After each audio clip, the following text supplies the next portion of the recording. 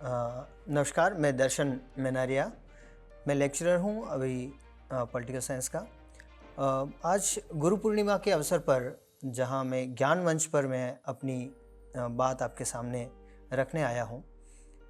गुरु पूर्णिमा एक ऐसा पावन पर्व है भारत भूमि में जो कृष्ण द्वैपायन व्यास महर्षि वेद व्यास के जन्म दिवस के रूप में मनाया जाता है। तो ऐसे गुरुओं को प्रणाम करते हुए मैं अपनी बात को आरंभ करता हूँ। गुरु, क्या अर्थ है इस शब्द का?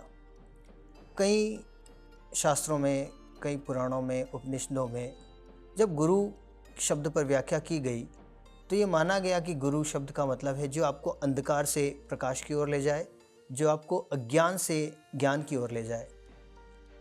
अगर शाब्दिक अर्थ में गुरु को हम देखें तो गुरु का मतलब होता है भारी, जिसमें वजन हो, वजनदार हो, यानी जो महान हो। और अगर इस वर्तमान युग में हम देखें तो महान क्या है? नॉलेज, ज्ञान, because it is said that knowledge is power. तो ज्ञान महान है। तो ज्ञान का मतलब क्या होता है? ज्ञान का मतलब होता है जानना।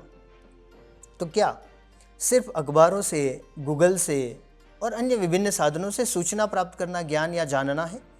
मैं कहता हूँ ज्ञान या जानना का मतलब होता है व्यक्ति की अंतर्निहित शक्तियों को पहचानना।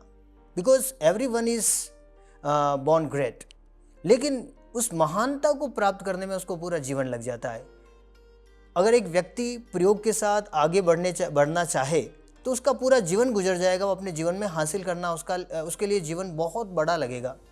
लेकिन अगर एक गुरु मिल जाए तो एक शिष्य को वो अपनी महानता के साथ में, वो उस ज्ञान के साथ में, उसकी अंतर्निहित शक्तियों को पहचानते हुए उसको महानता के शिखर पर ले जा सकता है। एक चंद्रगुप्त को नहीं पता था कि मैं राजा बन पाऊंगा। ये वो चाणक्य था जिसने पहचाना कि ये बालक राजा बनेगा और इसे मैं बनाऊंगा। उसकी अंतर्निहित शक्तियों को जगाने का काम, उसकी स्किल्स को निखारने का जो काम किया था वो चाणक्य थे, एक गुरु थे। तो भारतवर्ष में गुरु परंपरा में गुरु की जो महत्ता है वो न पहले कम थी, न आज कम हो पाएगी। वो भगवान श्री कृष्ण जिन्हें अर्जुन के रूप में शिष्य मिला, और उस क्षण में जब वो अपने आप को बहुत वीक फील कर रहा था, बहुत कमज़ोर महसूस कर रहा था, अपने पितामह, अपने सगे संबंधियों को सामने देखकर युद्ध करने से पूरी तरह से एक तरह से निढाल हो चुका था, अपने रथ पर बैठ चुका था, तब भगवान ने जबकि अर्जुन और भगवान श्री कृष्ण तो साथ ही रहते थे, लेकिन उस ज्ञान को तब तक के लिए बचा के रखा भगवान श्री कृष्ण के कि मुझे इसे जगाना है, इसकी अंतर्निहित शक्तियों को जगाना है। अर्जुन बलवान है, बहादुर है, धनुर्धर है, लेकिन इस धनुर्विद्या की अंतर्निहित शक्तियों को पहचान कर उस युद्ध में विजय हो, एक धर्म युद्ध में विजय हो, इसके लिए जो एक गुरु की भूमिका अदा की वो भगवान श्री कृष्ण थे। इसीलिए कहते हैं श्री कृष्णम वंदे जगत गुरुम। भगवान श्री कृष्ण इस विश्व के गुरु है, जगत के गुरु है, जो एक युद्ध के मैदान में भी शास्त्र की शिक्षा दे सकते हैं। और ऐसी सीख भगवत गीता के रूप में आती है जो संसार को युगों युगों तक एक सत्य का, धर्म का मार्ग दिखलाती रहेगी। और आज ये भगवत गीता भारतवर्ष से निकलकर पूरी विश्व में छा चुकी है और हर दुनिया के हर एक कोने में लोगों को ज्ञान बांट रही है। तो गुरु परंपरा में आज का जो ज़माना है, अब गुरु की कई सारी श्रेणियां हैं।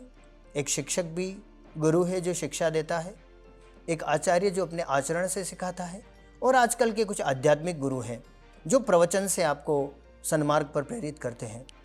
लेकिन कुछ लोग हैं जिनको लगता है कि भाई गुरु का मतलब क्या हो गया? जादूगर हो गया। उनको लगता है कि गुरु जादूगर है, हम गुरु की शरण में जाएंगे, वो हमारे बस सिर के ऊपर हाथ रख दे तो हमारा कल्याण हो जाए। लेकिन ऐसे जो लोग गुरु को जादूगर या चमत्कारी मानते हैं, वो कुछ क्षण के लिए उस गुरु में भगवान देखेंगे, उसकी तस्वीर को दीवारों पर टांगेंगे, और जब भी किसी की तस्वीर दीवारों पर टंगती है इसका मतलब ये हो गया कि भाई ये काम वो ही कर सकते, हम नहीं कर पाएंगे। तो ऐसे जो लोग हैं जो गुरु को जादूगर, चमत्कारी या भगवान बनाना चाहते हैं, मैं उनसे कहना चाहूँगा कि भगवान स्वयं इस धरती पर शिष्य बनकर आए हैं, उन्होंने गुरु बनाए हैं। हर एक ईश्वर का जो अवतार है उसको आप देखिए, वहाँ पर कोई न कोई आपको उनके गुरु मिल जाएंगे।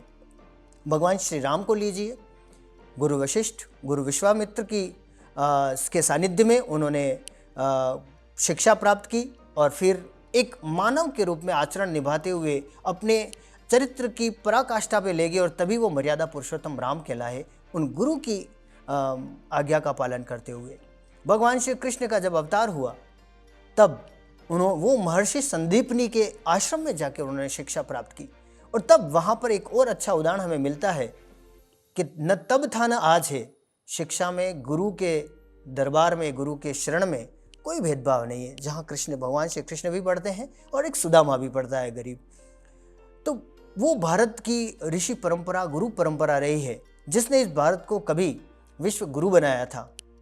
आज का ज़माना जिस तरह से बदला है और उस बदलने में हमारे शिक्षा पर सबसे ज़्यादा बड़ा जो आक्रमण किया है वो विदेशी आक्रांताओं ने किया है। हमारी शिक्षा को सबसे पहले नष्ट करने का काम किया। लॉर्ड मैकाले ने जब अंग्रेजी शिक्षा यहाँ पर हम पर थोपी, उसके साथ ही हम अपनी गुरु परंपरा को भूलकर, गुरुदेव जैसे परम पवित्र शब्दों को भूलकर मार्ड साहब और सर और मैम की तरफ जब बढ़े तब हमने अपने इतिहास, अपने संस्कारों को भुला दिया। अब हमें फिर से ज़रूरत है कि गुड मॉर्निंग, गुड आफ्टरनून जैसे शब्दों को तो हम अपनाएं ही, लेकिन इसके साथ साथ हमारी सनातन परंपरा में जो गुरु का जो आदर और सत्कार था, जो संस्कार थे, उन संस्कारों को फिर से जगाएं और महान शिष्य, गुरु और शिष्य की परंपरा को निभाते हुए फिर से इस भारतवर्ष को एक महान अगर राष्ट्र बनाना है तो हमें फिर से उस गुरु शिष्य परंपरा को जगाना होगा। गुरु के आदर, गुरु के सम्मान को लौटाना होगा। और मैं कहना चाहूँगा कि the mediocre teacher tales, a good teacher explains, a superior teacher demonstrate, while a great teacher inspires. एक महान शिक्षक वो है जो आपको प्रेरित करे, न केवल अपने शब्दों से बल्कि अपने कर्मों से भी आपको प्रेरित करे, अपनी वाणी से भी आपको प्रेरित करे। ऐसा शिक्षक जिसकी वाणी में आकर्षण हो, जिसकी लेखनी में और उच्चारण में भाषा की शुद्धता हो, जिसको अपने विषय का पूरा ज्ञान हो और महान शिक्षण विधियों के साथ में जो इस विद्यार्थी, जो शिष्य सामने बैठा है, उसके मनोविज्ञान का पता हो कि इसको क्या ज़रूरत है। हम कई सारे ऐसे म्यूजिशियंस को, संगीत के विद्यार्थियों को और ऐसे कलाकारों को देखते हैं जो अपने गुरु का नाम से पहले भी अपने नाम लेने से पहले अपने कानों को स्पर्श करते हैं। ये दिखाता है कि किस तरह से उस व्यक्ति के जीवन में उसके जिस ज्ञान को, जो कला उसमें है, उसको सिखाने के लिए गुरु का क्या महत्व रहा होगा, गुरु का क्या स्थान रहा होगा। जब उनके नाम को लेने से पहले भी वो क्षमा प्रार्थी है कि नाम के लेने में भी मैं गलती न कर दूं। तो ऐसे गुरु के प्रति जो सम्मान, समर्पण और श्रद्धा है वो मैं कई सारे चीज़ों में देखता हूँ। एक माँ और पिता के प्रति भी सम्मान और समर्पण, श्रद्धा है एक बेटा बेटे के मन में, तो वो माँ और पिता भी उसके सच्चे गुरु हैं। प्रकृति के प्रति भी हमारे मन में यदि सम्मान, श्रद्धा और समर्पण है तो वो प्रकृति आपकी गुरु है। अदरवाइज आप प्रकृति का शोषण करते रहोगे, एक्सप्लॉयटेशन करते रहोगे तो विनाश की तरफ बढ़ेंगे। तो हमें सच्चे समर्पण, श्रद्धा के साथ में और अटूट विश्वास के साथ में इस गुरु शिष्य परंपरा को बनाए रखना है। तो अगर एक पिता एक 15 साल के बच्चे, एक माँ और पिता एक 15 साल के बच्चे को वैभव सूर्यवंशी बना सकते हैं तो उसमें वो गुरु शिष्य परंपरा झलकती है, जहाँ पर एक माँ पिता के पास समर्पण, श्रद्धा और विश्वास है कि मेरा बेटा आगे जाकर कुछ बनेगा, और उस बेटे के मन में विश्वास, समर्पण, श्रद्धा और विश्वास है कि मेरे माता पिता मेरे जीवन के एक अच्छे मुकाम पर ले जाएंगे। और तब जाके एक 15 साल का लड़का वैभव सूर्यवंशी बनता है जो पूरी दुनिया के गेंदबाजों के छक्के छुड़ाता है। तो हमें निश्चित रूप से अगर अपने जीवन में एक उच्च मुकाम को हासिल करना है तो निश्चित रूप से एक सच्चे गुरु की हमें अपने जीवन में ज़रूरत रहती है। इतना कहते हुए मैं अपनी वाणी को विराम दूंगा। आप सबको गुरु पूर्णिमा की बहुत बहुत शुभकामनाएं। मैं इस भारत भूमि पर जितने भी गुरु हुए हैं हज़ारों सालों में, उन सभी गुरुओं को प्रणाम करते हुए उनसे मैं प्रार्थना करूंगा कि इस भारत भूमि को फिर से विश्व गुरु बना दे। धन्यवाद। Thank you. जय हिंद, जय भारत।